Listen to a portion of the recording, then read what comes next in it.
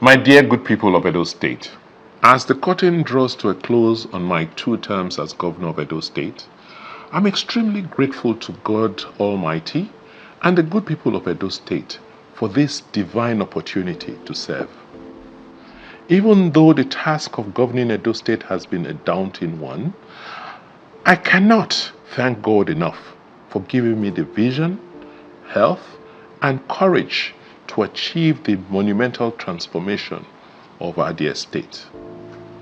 When I assumed office as Governor of Edo State in 2016, we were confronted with a choice of either to continue with the old order of administering the state or to undertake a new trajectory to grow and develop our state. We chose the latter pathway, even though we were aware of the dangers associated with such a choice.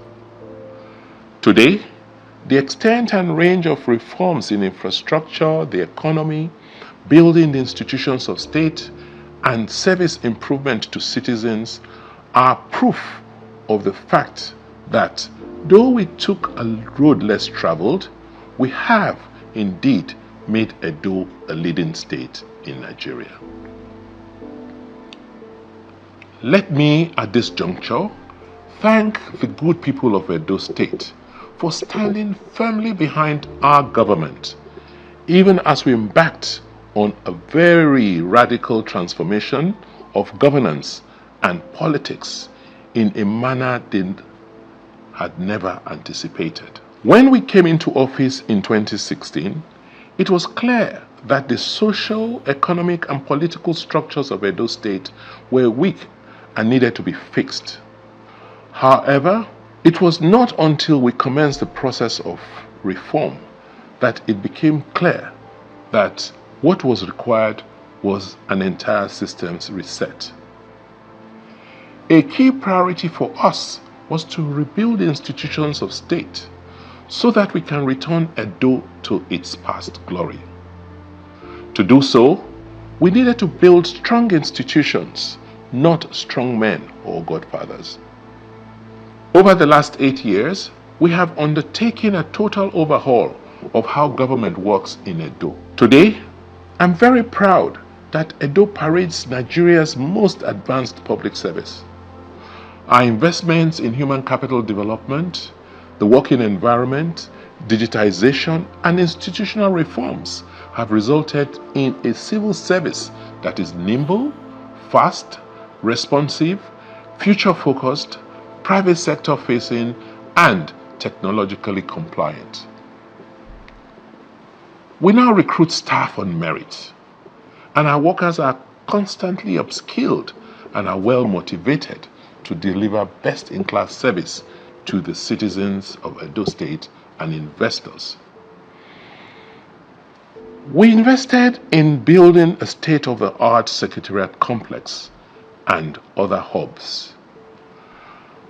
We built the John Odighionyegu Public Service Academy and other such institutions that will ensure that the gains made are sustained and our workers are motivated to perform optimally. We ensured that they receive the highest minimum wage in Nigeria. That is before the recent increase across some states. And we provide all other incentives to boost performance. One of our greatest legacies is reclaiming governance and land administration from non-state actors who had in the past undermined the progress and development of our dear state.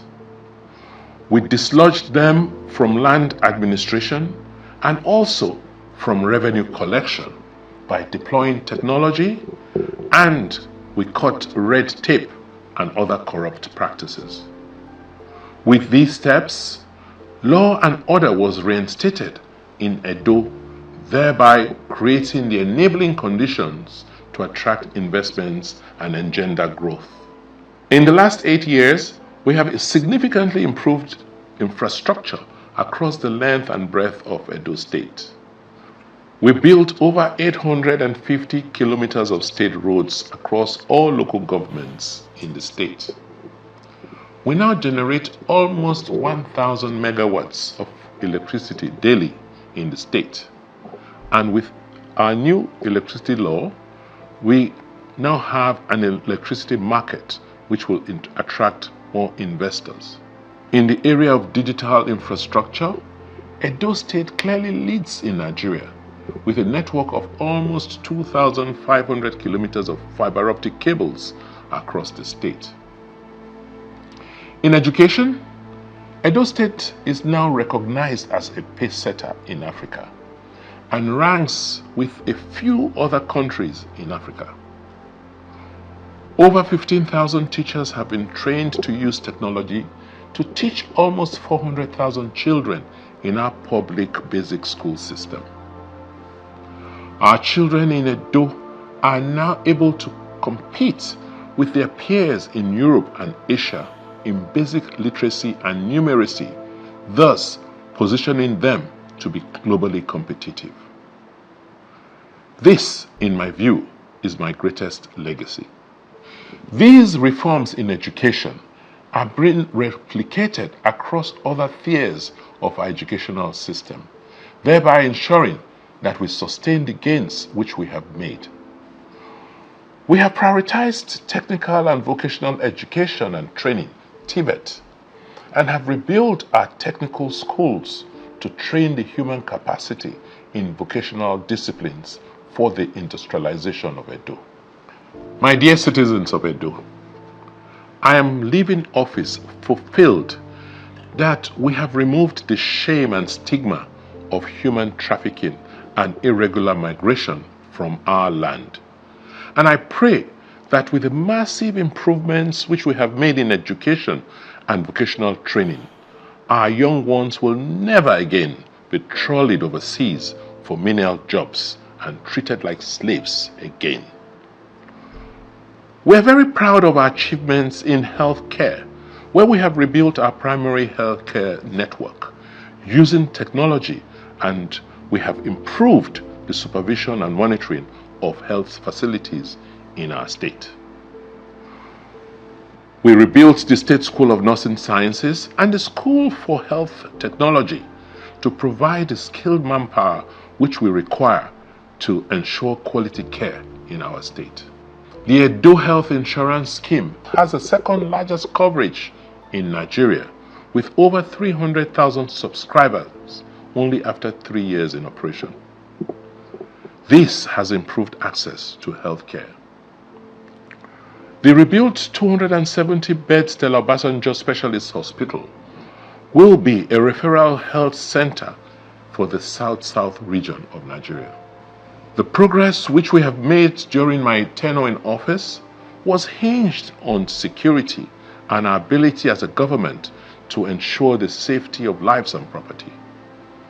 We evolved a community-led security network that worked closely with federal government agencies to ensure that we have a safe and conducive environment for businesses to thrive. This system is supported by a state-of-the-art command and control center which receives intelligence and incidences from communities and feeds relevant response teams for quick action.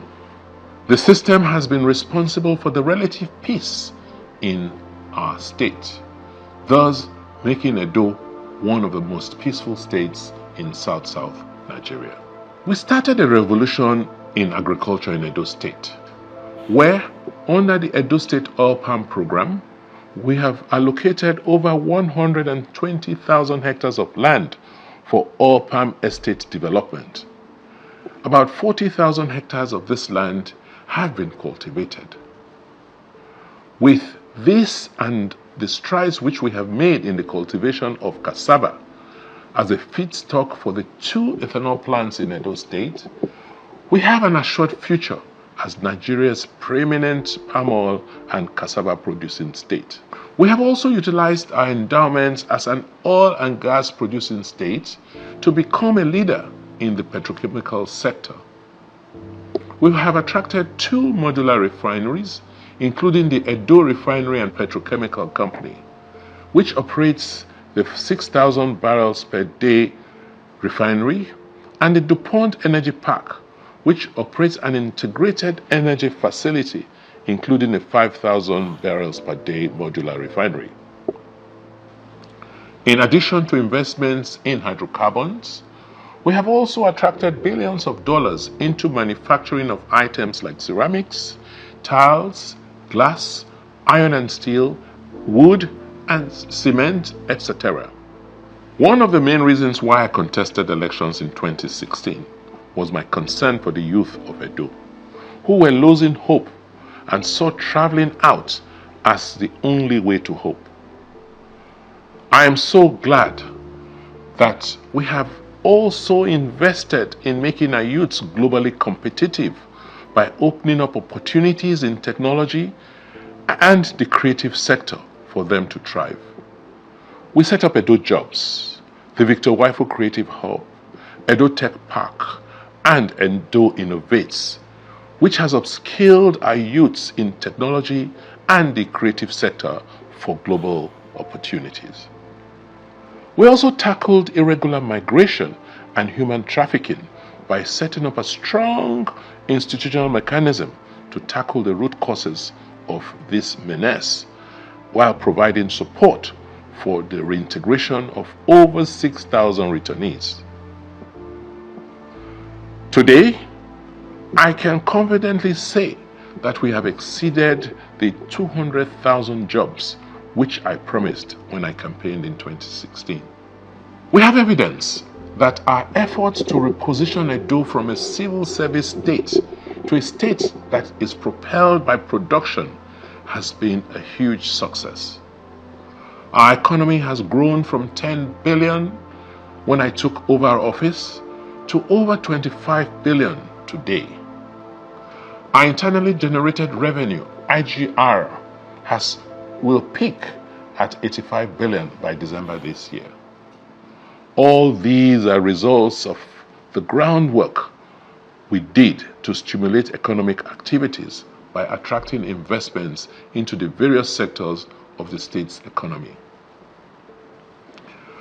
Across agriculture, energy, manufacturing, real estate, retail, and technology, we have attracted investments that has transformed our state into an oasis of hope. As I leave office, I am leaving behind something which I wasn't fortunate to inherit. And this is a plan which will serve as a compass for the future. We have developed the Edo State Regional Development and the Benin City Development Master Plans, which will ensure that we have a directional guide on which Edo State's growth trajectory for the next 30 years will be based. We believe that this compass will ensure the sustenance of the developmental strides which we have recorded in the last 8 years. My dear citizens of Edo State, we have indeed come a long way as a state and have crossed the Rubicon of progress. Our children are assured of a future of opportunities, and our youths can now see hope. As I come to the end of my tenure in office and reflect on the journey these last 8 years, there is sufficient evidence to show the remarkable progress which we have made. By working together with all those who mean well for our state and country, we have demonstrated that it is possible to change the circumstances of our state. Unfortunately, recent events and the conduct of certain elements in our democratic space have shown us that the light which democracy and good governance beams can be dimmed. However, it can only be for a while. I fervently believe that any attempt to foist illegality and injustice on a democratic system cannot endure, because the wish of majority will always prevail. So, my dear people of Edo State, let us be hopeful and stay strong. All these achievements which I have enumerated and the progress we have made in the last 8 years will not have been possible without the support which I received from a wide range of patriotic sons and daughters of Edo State, both at home and in the diaspora. It would not have been possible without the support of our development partners, clerics and our religious leaders who prayed for us ceaselessly. It would not have been possible without the blessings of our traditional rulers, without the support of the various youth and women's groups, market associations, and our political party. I thank all of you. I thank members of the Obaseki family, the Ero family, the Igbinigie family, and the Ogbedoyo, and several others, too many to mention. I thank you immensely, and God bless you. Long live the Federal Republic of Nigeria. Long live Edo State.